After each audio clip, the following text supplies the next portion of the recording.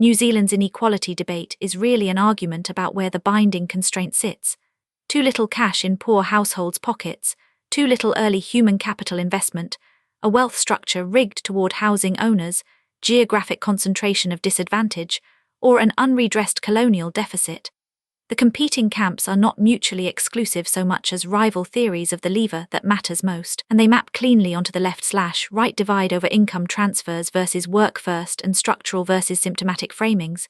The durable lesson from NZ's record is that the measurement frameworks and personal stake instruments stick, while the income floor and structural tax questions oscillate with each change of government.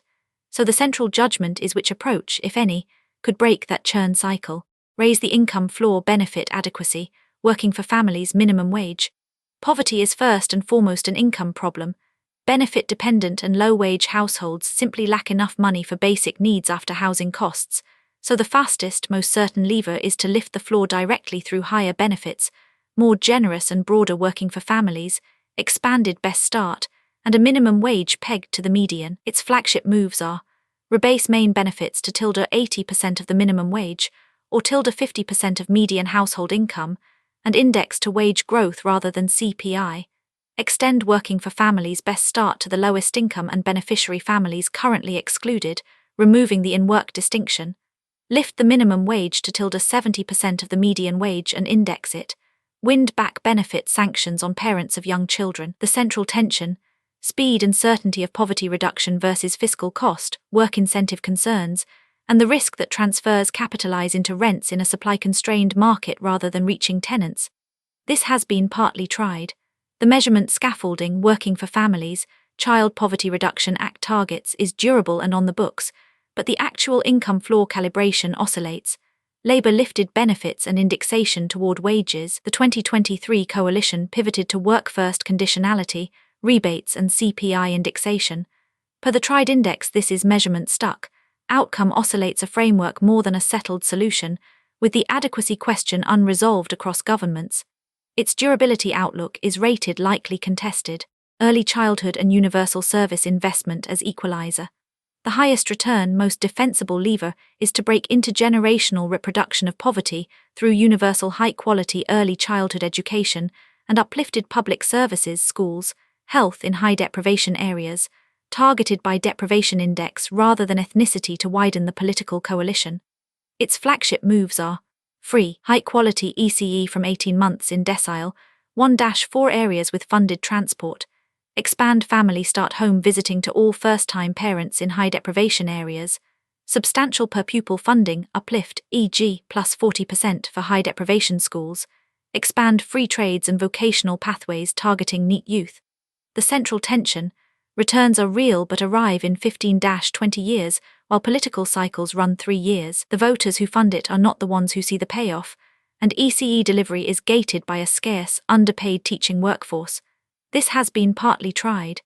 ECE subsidy expansion and equity, decile/EQI funding, have broadly persisted across governments and are not abolished. Wholesale service spending is trimmed and relabeled rather than repealed, but sustained above-average per capita investment in deprived areas is perennially squeezed in consolidation budgets, and no government has fully funded the universal high deprivation model the camps propose, largely incremental rather than a delivered structural fix. Its durability outlook is rated likely contested. Structural tax and wealth reform, capital gains land value tax. Transfers treat symptoms. The structural driver is wealth concentration in untaxed housing equity, top 10% hold 60% of net wealth. Durable equality requires taxing capital gains or land value to curb the housing wealth premium and redirect returns toward productive investment and human capital. Its flagship moves are capital gains tax on investment property at marginal rates, applying to gains from enactment, land value tax to dampen the housing wealth premium, recycle revenue into ECE high deprivation schooling and income support.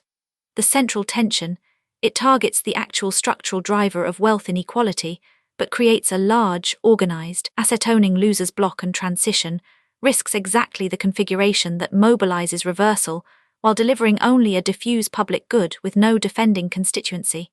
Per the tried index, broad CGT/asset tax reform has never been enacted in NZ despite being repeatedly proposed across decades. The 2019 Tax Working Group recommendation was declined by the sitting Labour PM, signalling that even its natural sponsor judges it electorally unaffordable, genuinely untried at scale. Its durability outlook is rated likely reversed, place-based wraparound investment in concentrated deprivation communities. Because disadvantaged clusters and self-reinforces in specific suburbs and towns, concentrated, integrated, multi-agency investment co-locating housing, health, education and employment services in named communities, often iwi-led, breaks the local deprivation spiral more effectively than generic national transfers. Its flagship moves are establish place-based investment hubs in named high-deprivation communities e.g. Cannons Creek, Nainai, Wainuiamata, East Christchurch, with multi-year Crown funding, co-locate and integrate housing, health, education and employment services, iwi-led commissioning of social services in high Maori population areas, subsidised employment and apprenticeship pathways for local youth and long-term unemployed. The central tension, integrated local delivery can outperform siloed national programmes, but it risks stigmatising targeted communities. The effectiveness evidence is mixed, and it depends on sustained multi-year political commitment that 3-year cycles rarely supply. This has been partly tried. NZ has cycled through place-based and social investment vehicles repeatedly. Aotearoa, the original social investment agency, and the Coalition's relaunched Social Investment Fund, 2024. The funding wrapper and branding churn with each government while the integrated services concept persists in some form. Per the relabelling rule, this risks being a future relabelling entry. The delivery vehicle is recreated, while the structural constraints, workforce, financing, agglomeration, and the concentration metrics stay put. Its durability outlook is rated likely contested. Treaty-based redress and Maori asset homeownership building. The ethnic wealth gap originates in a specific historical wrong Crown land alienation that colour-blind redistribution cannot reach. Closing it requires rebuilding a Maori capital base through asset/land return, papakainga housing on whenua Maori targeted homeownership pathways, and in some variants, co-governance over resources, so iwi and whanau hold durable assets rather than recurring transfers. Its flagship moves are expand kainga whenua loans and Crown-backed financing for papakainga on Maori freehold land, with streamlined consenting, stand up regional Maori housing authorities with Crown equity and a development mandate, accelerate treaty settlements and direct a portion to iwi housing/investment funds, co-governance over natural resources as an economic base for iwi enterprise, contested variant. The central tension, bounded asset building, papakainga homeownership settlement-funded investment, builds durable Maori capital and largely avoids backlash, whereas the co-governance variant lands on NZ's sharpest values cleavage and invites reversal that can undermine the whole agenda. Deposit barriers and multiple ownership complexity also limit reach for the poorest. This has been partly tried, two clearly separable fates per the tried index. The bounded, full and final settlement asset building strand, Waikato Tainui, Ngai Tahu, Sealord legal personhood, papakainga financing, is durable and largely bipartisan because it closes a grievance and leaves no reversal block. The standing co-governance strand churns hard. Te Aka Waiora Maori Health Authority lasted barely 2 years, 2022-2024. Three Waters co-governance was repealed, and the Treaty Principles Bill was defeated. Co-governance and constitutional status reforms are repeatedly reversed. Its durability outlook is rated likely durable.